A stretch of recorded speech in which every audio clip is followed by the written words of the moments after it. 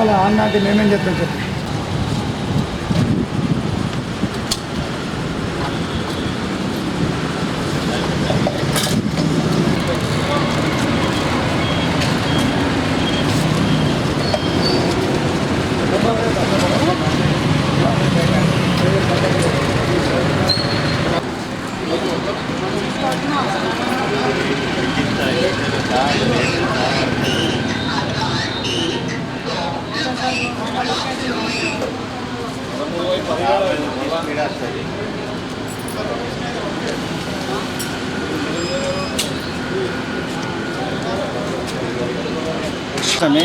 అధికంగా భారము ప్రజల మీద పడుతున్నది కాబట్టి ఇబ్బంది ఉంది. పెట్రోల్ ఇట్లాగూ తగ్గింపు చేయాలని అందరం కోరుకుంటున్నాం. ఇన్ని రోజులు పెంచలే ప్రజలని, ఇప్పుడు ఎందుకు పెంచారు?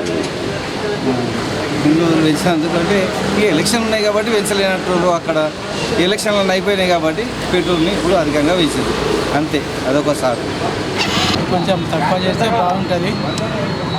ఏంది సప్లై లేక పెరిగిండొచ్చు, కానీ పెట్రోల్ రేట్ తగ్గిస్తే కొద్దిగా మిడిల్ క్లాస్ ఫ్యామిలీ కొద్దిగా బాగుపడతాయి. ఒకేసారి పెట్రోల్ పెరిగింది, రేట్ 2 సార్లు 3 సార్లు పెరిగింది, రేట్ ఎక్కువ అయింది. దాన్ని తక్కువ చేయాలి గవర్నమెంట్. మోడీ పాలనలో ఇది వారం రోజుల్లో 2 సార్లు పెరగడం ఇదే మొదటిసారి. ఇది సామాన్య ప్రజలు ఎలా బతకాలి, కూలి పని చేసుకుంటా ఎలా జీవించాలి, ఇదేంటి ఈ వారం రోజులు 2 సార్లు 4 రూపాయలు 3 రూపాయలు ఏం పరిపాలన మోడీ సార్.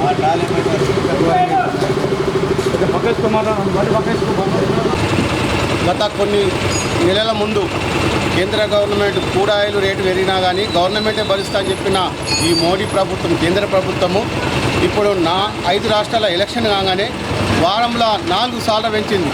ఏ ప్రభుత్వం ఇంత పెంచలేదు.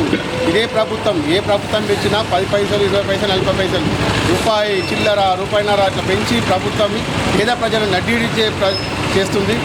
కానీ ఈ డీజిల్ రేటు పెరిగితే ఎంత ఇబ్బందో తెలుసా? గుండు సూది రూపాయి ఉన్నది, ఇప్పుడు 2 రూపాయలు అయింది. అందుగురించే భారం పేద ప్రజల మీద పడుతుంది, నిత్యావసర వస్తువుల మీద పడుతుంది. మరి మోడీ చెప్పింది ఏంటంటే ఏదన్నా మేము గవర్నమెంటే భరిస్తామని.